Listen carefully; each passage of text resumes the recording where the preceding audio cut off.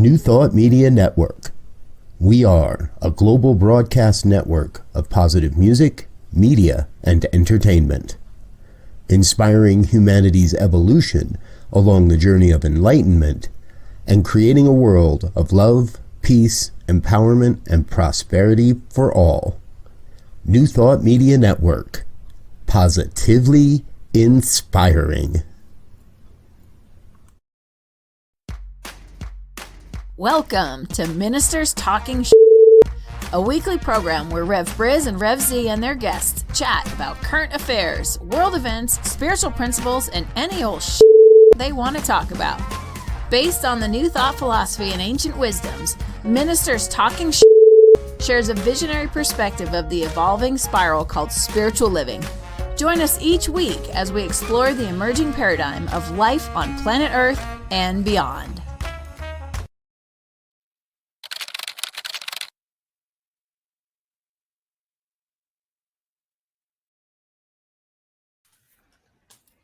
And hello again, dear ones. There we are. Rev Briz here. Rev Z right here. And Rev Jersey Girl here. And this is Ministers Talking Shit for June 16th, 2023. Thank you so much for being with us. Yes, we have a special guest, and it is our dear friend, Reverend Dr. Michelle Wadleigh, a.k.a. Rev Jersey Girl. And having been born in Jersey, I always have an affinity for Jersey girls. So we're grateful you're with us, dear one. Thanks for coming back. You've been on this show before, so you kind of know the format. And we're really grateful that you're here with us today. So it's good to be with you this morning and play with you guys. Z, wake up! Oh, we're gonna wake him up. Yeah. Where are you? What time zone are you in? I can't remember. It's just past 7 a.m. Mountain Time. Oh, it's early for you guys. No wonder you're yawning.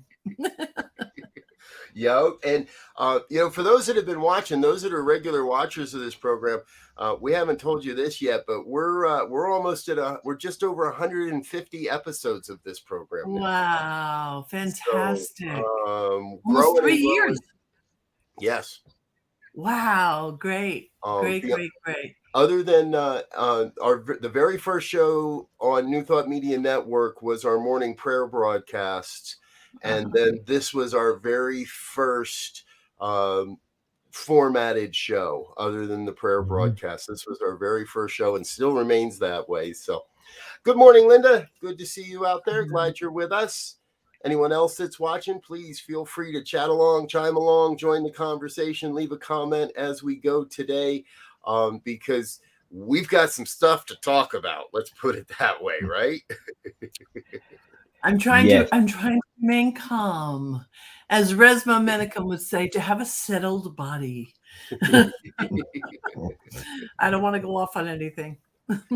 Well, that's okay, because we go off on tangents here all the time. I know. Yeah. And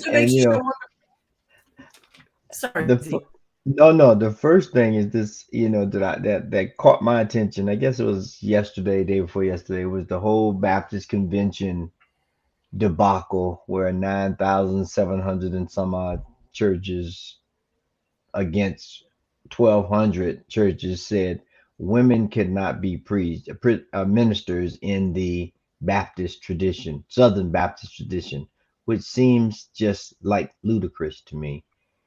And they kicked out Rick Warren's church, which was once one of the largest churches as a part of their convention.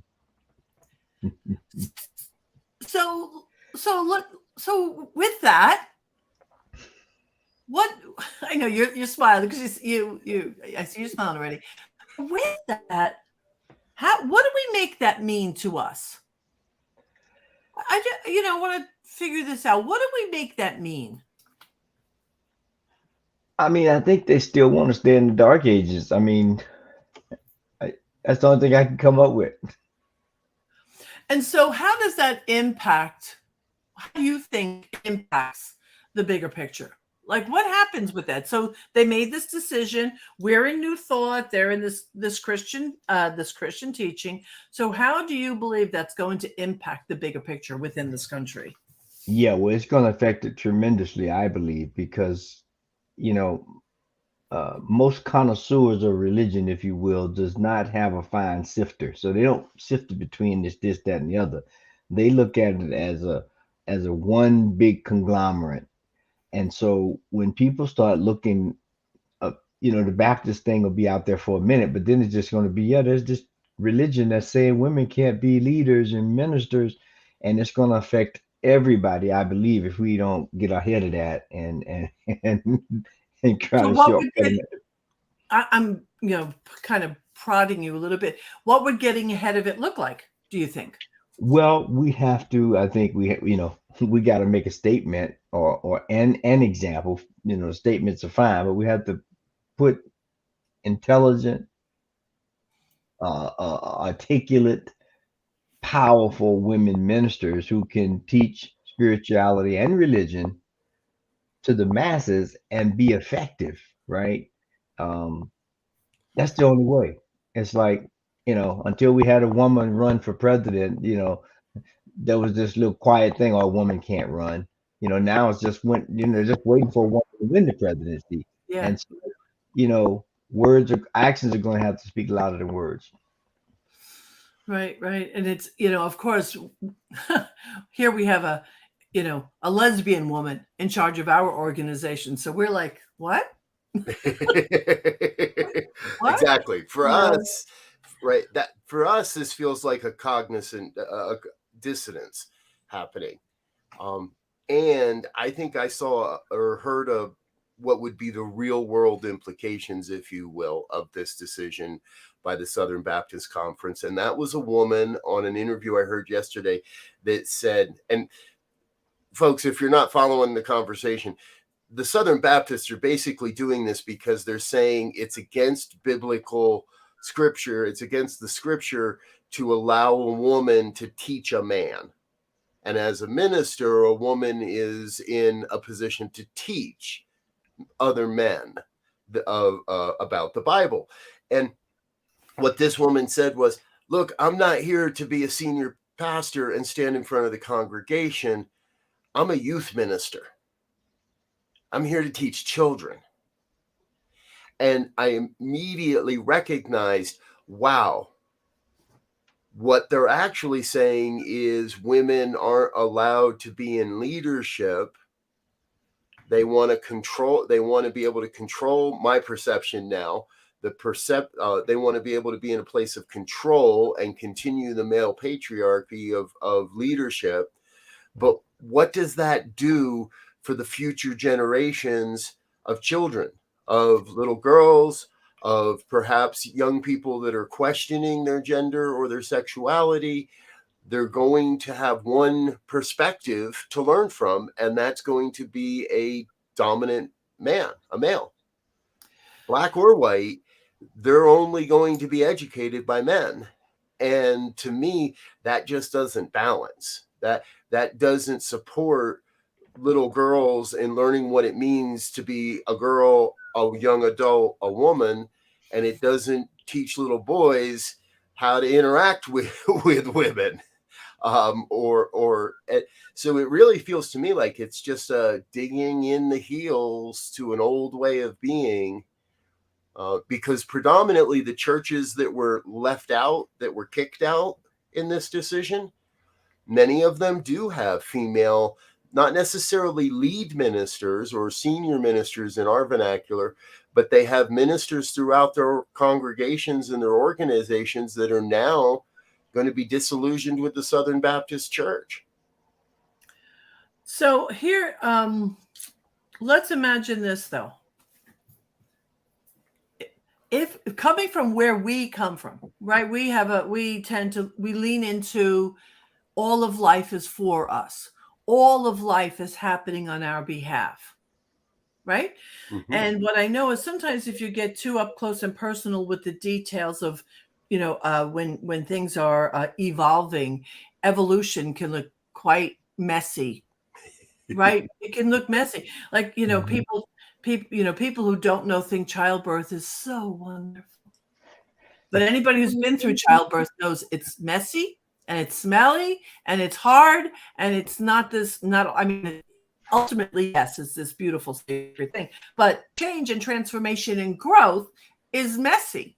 What if what's happening that they created this, but what if those 1,000 churches that voted against that, what if that becomes an open door, a waking up where they realize they're not even wanted by their own kind? They're going to have to look to play with others in a bigger world. What if that's a door to not to suddenly not being Christian? That, I'm not suggesting that, but what if that suggests that, oh, we don't have to fight against now, and that we find new alignments. Just a thought, right? Because if we make them wrong, I mean, I'd rather just say, okay, now we know who we're playing with, and they get to say, oh, that they know who they are, and the ones who voted to stay in, well, we don't want to play in their backyard anyway. But the ones who didn't go, it could be an opening. It could be a wake-up call for them with their own organization.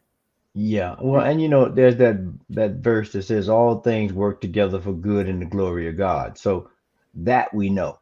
Now, Right. we don't know, we see the cocoon, right? We don't know if it's going to be a moth or a butterfly, or what kind of butterfly, a moth that comes out of the cocoon, but we know it's transforming, right, into something else. And I think that's what you're saying very well there, is that this will definitely transform spirituality, religion, who can lead a spiritual or religious community. And since we know that all things are working for the glory of God, and we Right. understand that evolution is messy, we look at it from that perspective, and we'll, wherever possible, we awaken those to say, I'm not telling you what to do, but you need to pay attention. You need to do your homework. You need to do your research and figure out what you're supporting and who you're supporting and how it's going to affect you, your children, your grandchildren into perpetuity. I mean, I'm thinking if suddenly Home Office made some decision and it says, anybody with red hair is no longer part of this organization, I would have to pull back and go, oh, they don't want to play with me. And then I'd be looking for alignment. I mean, I can't imagine what's going on in the minds of those 1,200 churches that got boosted by their own organization. Right. Like, I have some compassion for what that feels like. And I think we see a lot of that actually in New Thought. We see a lot of maybe not at that organizational level, and maybe not as blatant as just redheads, but I think we see a lot of sorry, gingers. I got to stop using those slurs. I apologize. Is that a slur? Why is that a slur? Some people now consider that to be a slur. Redhead? Yes. Oh, come on, get over it. Get over it. Just get over it. And people say that because it has things mean something against you. Well, it triggers people. It triggers people into a specific mindset. It's as if I use the N-word to describe Elzia. It forces people into preconceived judgments and a mindset about what a ginger-haired woman or man acts like, looks like, what Really? Yep. There's a great comedian out there. His name's Steve Hostetler. And he don't ever show up at his show and heckle. He'll rip you apart. But he's redheaded. Love him. He's red-haired, and he talks about this in different segments of his show at different times. And over time, I've heard him speaking to this, and I would think he would be on your side. That, yeah, it's not necessary, but there are a lot of judgments, right? Redheaded people can't go out in the sun. All these things because you burn too easy, and all these other things that are stereotype tropes of people with red hair. So we just went down a different road. We did, but I want to go here if it's okay. Sure. Because Listen, I love Gabor Mate, and I have to admit, true confessions here. Sometimes I listen to Jordan Peterson, who's a little radical. He just walks around pissing people off, right? But people, we can't keep thinking by not saying, and there are certain things that are deeply emotionally triggered. I'm with you with that. Okay. So there's a lot place. But redhead, we can't keep making something mean something. We've got to be bigger than this stuff. And just, I don't know. It just, I'm flustered. Okay. Go with folks, your point. Folks, I want to use that as a quick reminder for anybody that's watching. We don't pretend to know everything. We don't pretend to understand these things. What we attempt to do here on Friday mornings is dig into some of these more nuanced conversations per se, and do our best to find a new thought perspective about it. So I'm with you, Michelle, right?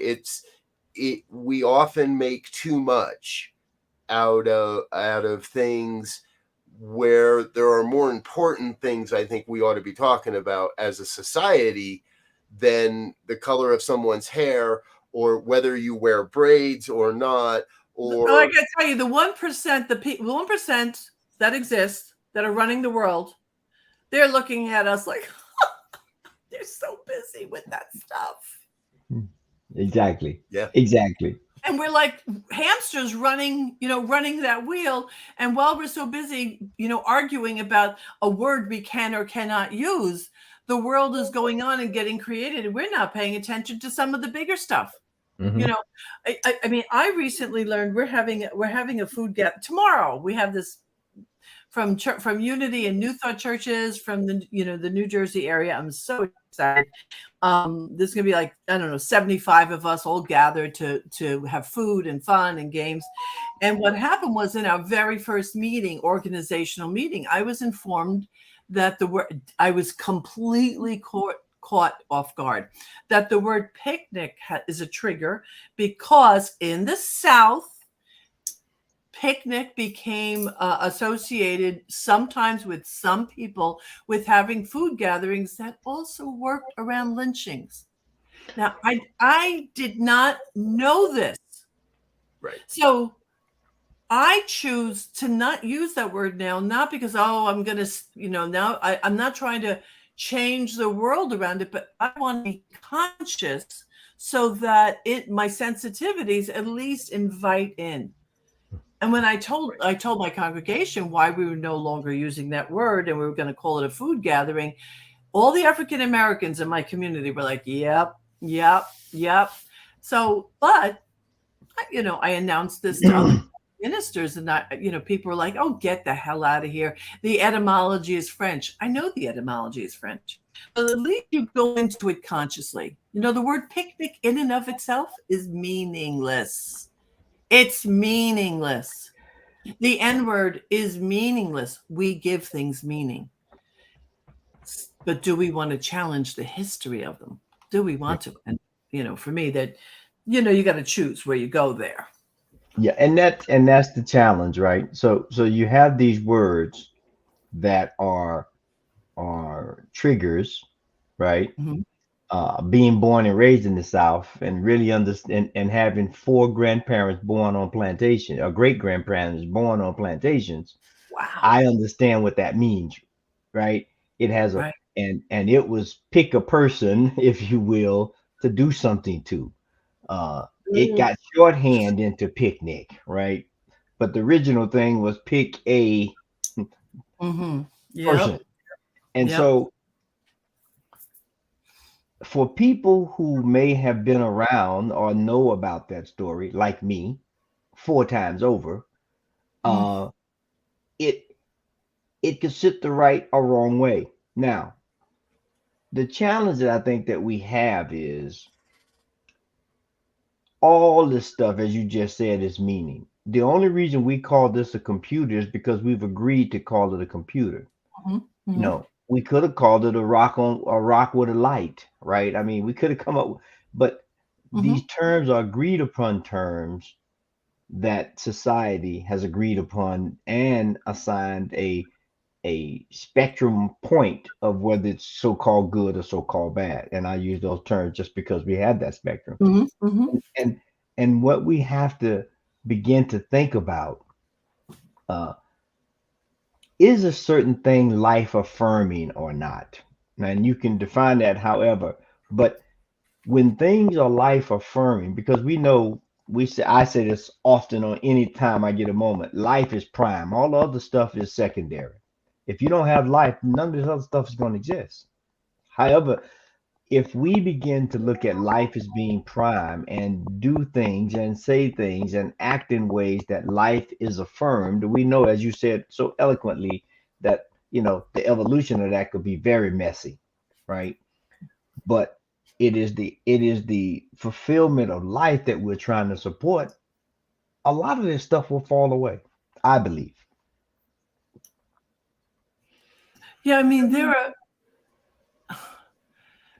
while some of us are busy nitpicking certain things, worrying about to call somebody red hair or not.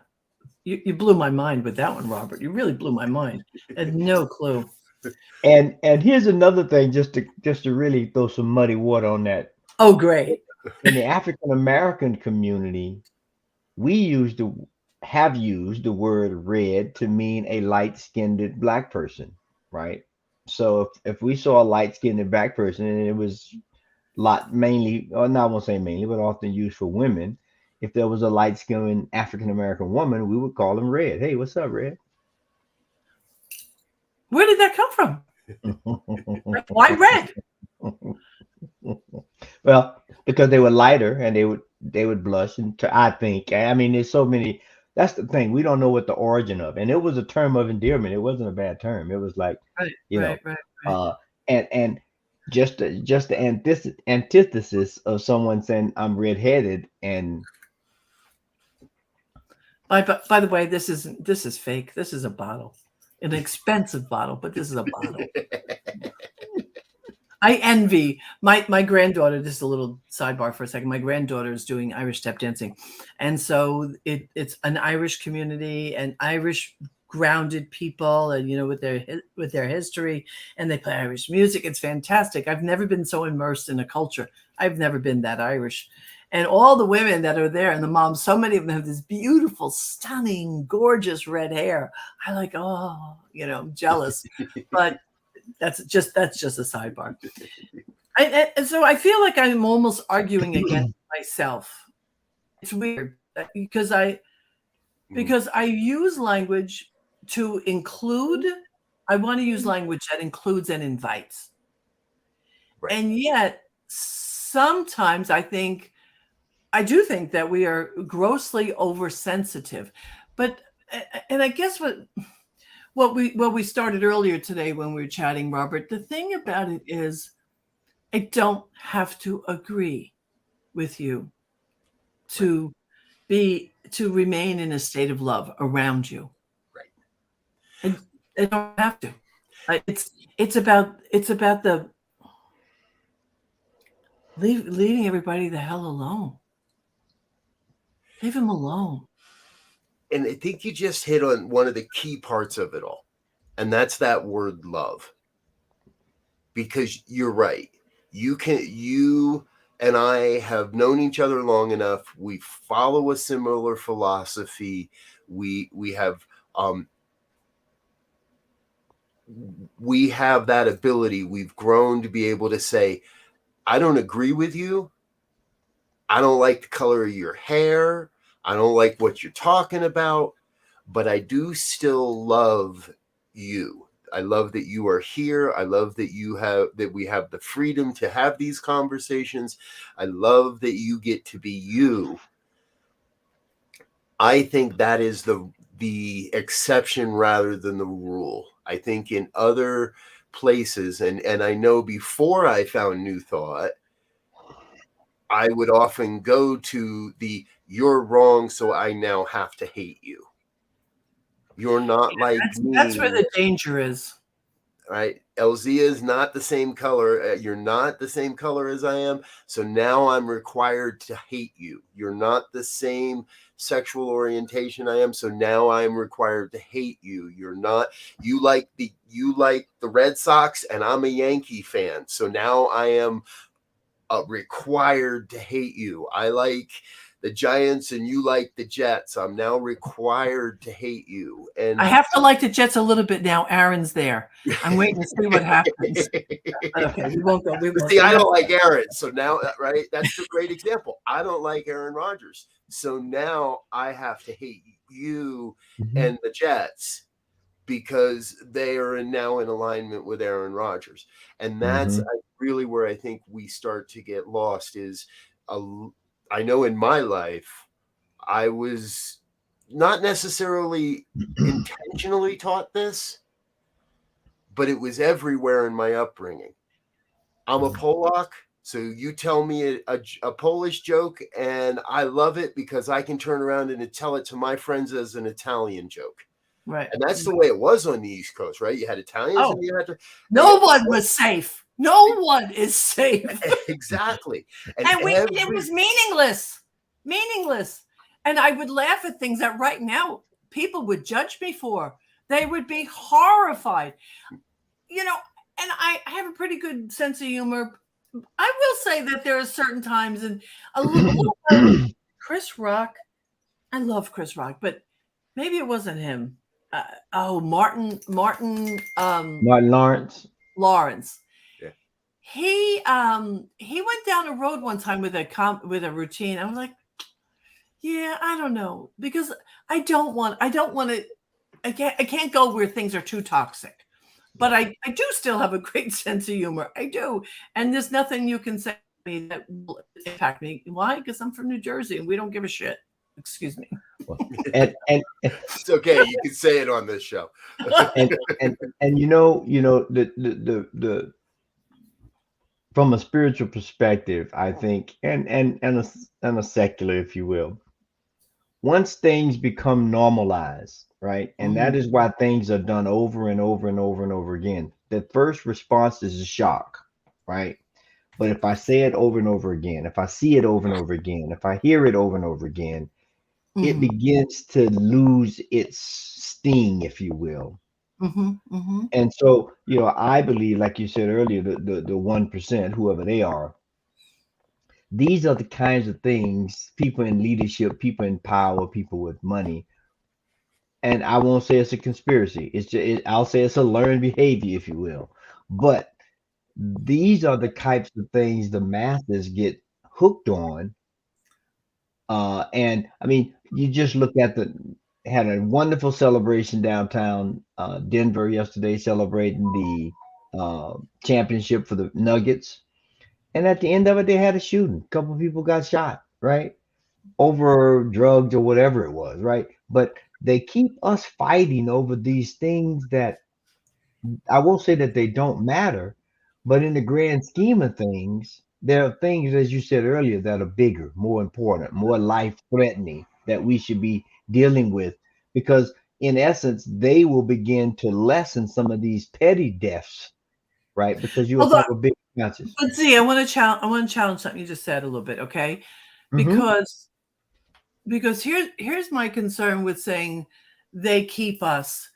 That even saying that puts the power. Now, I do think that they are busy transforming the world under our feet, and we're so busy in fighting that we're like, we don't even notice. Like, where did cash go? You know, like all the threats now that money is not going to be used, and there's so many, right? There are decisions being made that grossly impact our lives, and we're worried about these other things and all this infighting. I mean, it's horrible, but I think it's important that we don't say they. We got to rise up. Yes, well, and that's why I started out by saying it's not a conspiracy theory, because most time when you say they, they're thinking about someone other. But that they was a pejorative they, all of us, right? They as us, as you said. We, you know, it's like the biblical thing. I think it says, you know, how can you don't talk about the stick in someone else's eye when you got a whole plank in your own eye. Right. Get that one out first, and then Right. you can start dealing. You guys are bringing up some great stuff for me, because I read an article this morning about an adult who accosted a 9-year-old at a track meet because this child had short hair and appeared to be more male than female running in a foot race, in a track and field event. And the adult accosted this young girl, 9 years old, and her family, saying she's a boy and is a trans athlete and shouldn't be running in this race. And I think if more people took those, actually stood up and said something about guns and the gun epidemic and the easy access to guns in this country, we'd be living in a safer country. I don't really care what you do or don't have underneath your gym shorts. I really don't. It to me, that is again, this is a distraction type of issue, rather than focusing in on the things that are, and I'm going to come back to something that Z said, that is life affirming or not. Guns are not life affirming. Drugs are not life affirming. Running a race is life affirming when you're allowed to do it as you are. I am curious. I have to admit, I am curious about that. And I don't have a side or an opinion, but I'm not an athlete anymore, so it doesn't matter to me at all. But I am curious about how does that work? Because how does transgender stuff affect sports? Does a male body, even if it's a female, and that's not a problem, folks, but does that not skew the skill within the sports? And I'm actually asking, because I don't know. My perspective is every sport requires a unique skill set, and that means that every sport requires you to train your body unique to the sport. If you're a lineman on a football field, you're doing a different workout, you're eating a different diet than if you're running a track race. Or if you're skiing, even when I'm a winter snow sports guy. So even the difference between skiing and snowboarding takes different muscle groups and a different combination of skills. So if you're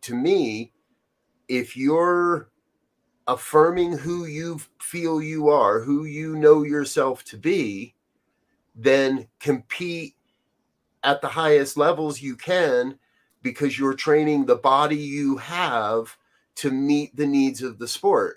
And trans men take testosterone like it's going out of style, because that's what's necessary for them to train their body to look and act like they would like.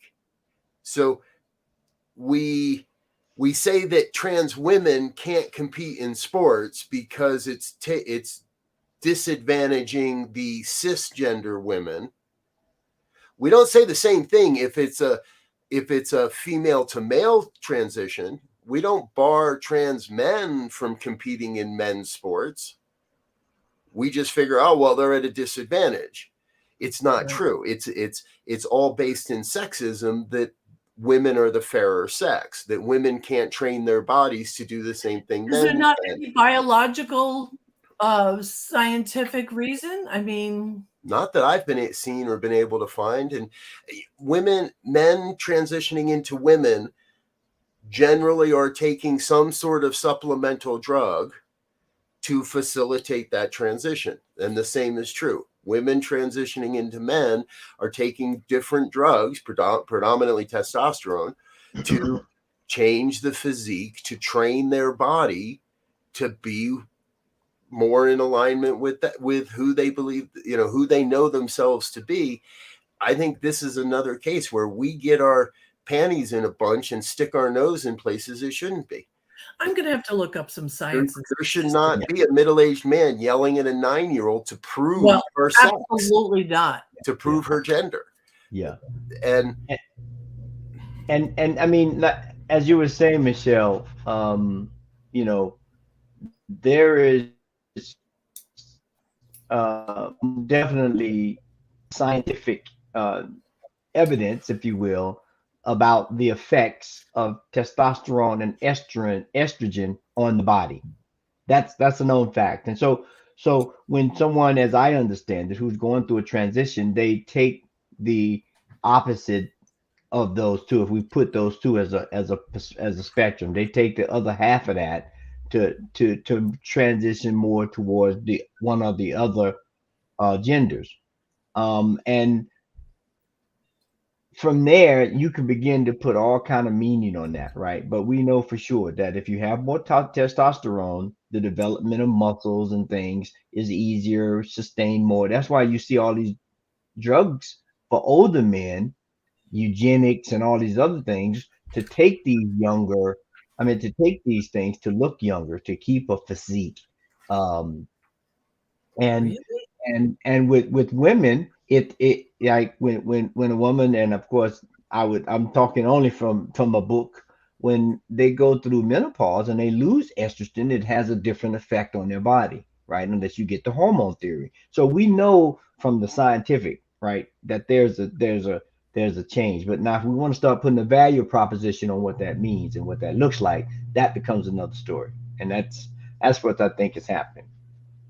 Yeah, and I mean, I love sports. I'm not a typical, minister in any way. I love football. I miss the days where we were not worried about concussions, when bodies used to go flying in the air. I found that very entertaining. True confessions. So, but I do, I just wonder about the impact. Anyway, we're kind of all over the place. Yeah. A little bit, which is, I know that's fine with you guys. But ultimately, what I would like to see, and I want to say this without create, because every time you take a position, right, you put a line in the sand, and I don't want to do that here. Right. I want to state it in the way as an invitation that I would so love, especially those of us who are perfectly positioned to be willing to think outside of our own thinking. You know what I mean?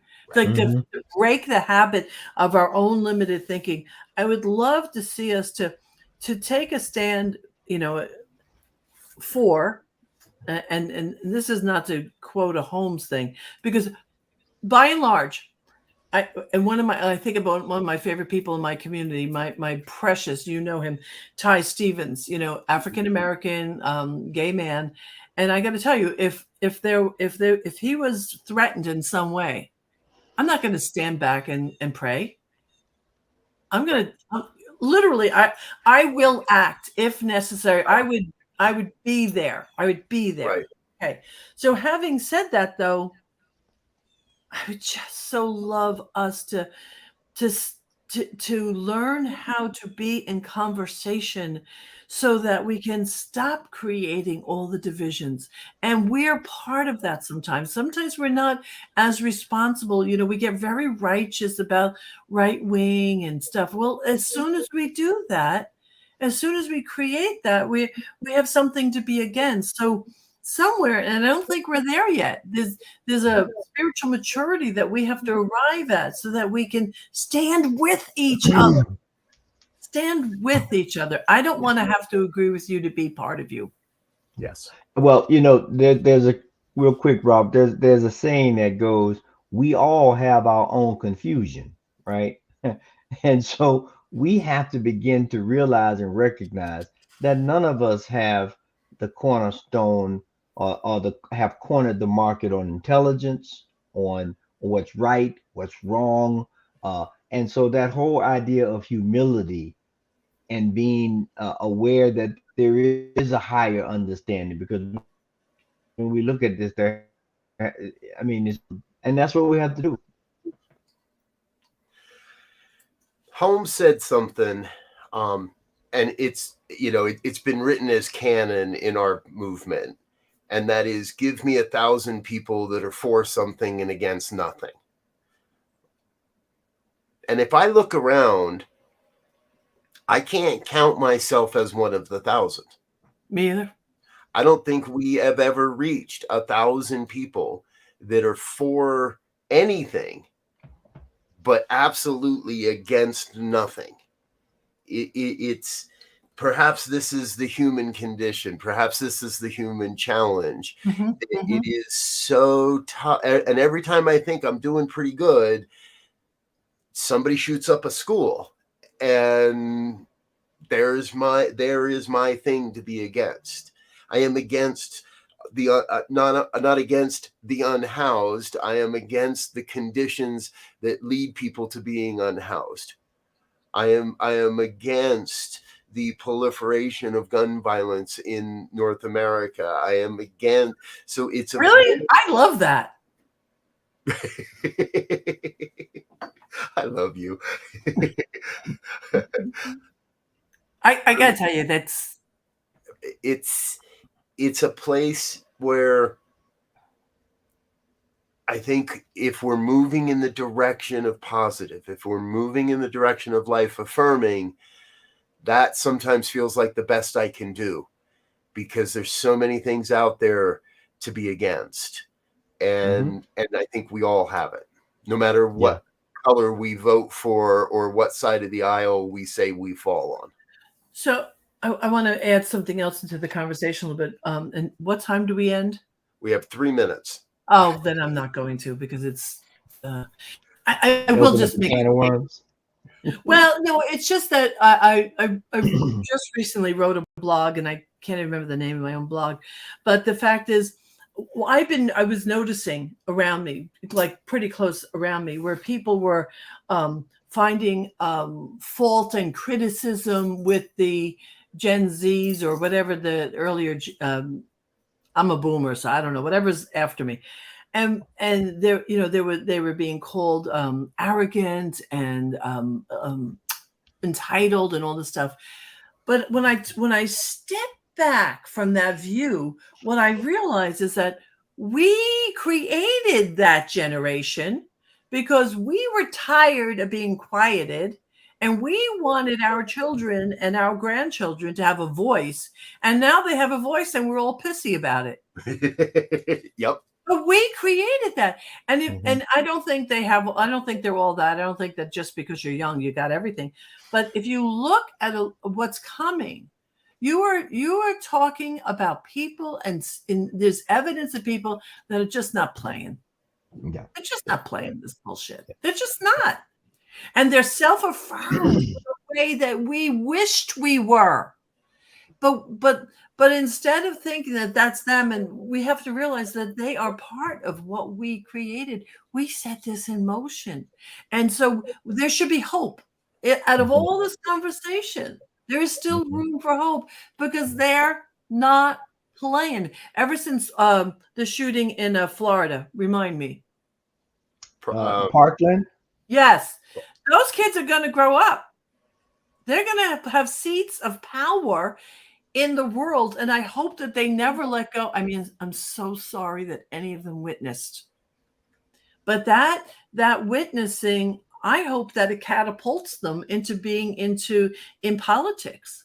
And it already has. It already has. Right. One of the kids just graduated from Harvard, and he started an organization on gun violence. And he did the one thing I think that really flips it, right? He went and joined the shooting team at Harvard to really understand what he was talking. And that's what we have to begin to do. I think that's the evolution of life.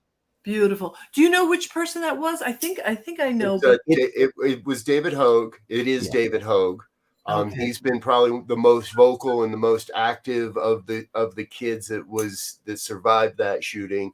And yes, I forget where I saw that article, but there is a great article out there with him about his decision to go join the Harvard Gun Club. God bless him. First, and we do have to wrap this up, folks, so we'll let you get into your regular programming in a second. But at first, the Harvard Gun Club ostracized him, and they didn't want to let him in Interesting. because they felt he was there to be divisive and to try to take them down and to try to gather evidence to prove how bad they were. And it took him a while to convince them, hey, I'm just trying to see your side of the world. Right. Oh, brilliant, brilliant. They thought that was going to die in a vine. Mm-hmm. And it's not, thank God. So, folks, guys. we do have to run. We've got more programming coming up here on New Thought Media Network throughout the day. Please stay tuned and watch all of our program. Reverend Michelle, Rev Jersey Girl, thank you so much for being with us. I feel like we now need to do an extended special edition of Ministers Talking Shit with you sometime. And the three of us just sit down and dig in really deep because this was a great conversation. We really appreciate you taking time out of your day to be with us, and trust that you will be able to come back again and again with us. Always. All right. Love you guys. Thank you for having me. Absolutely. Thank you, folks, for watching. We're going to get out of here for now. Stay tuned. Sekou Rights is already on, and our normal Friday programming throughout the day. Until next time, we wish you peace and richest blessings. Bye now. Thank you. Bye. And thanks for listening to this week's episode of Ministers Talking. We'll be back again next week with more commentary on current affairs, world events, and any other our ministers want to talk about. And if you found value here, please share our with your friends. Until next time, peace and blessings.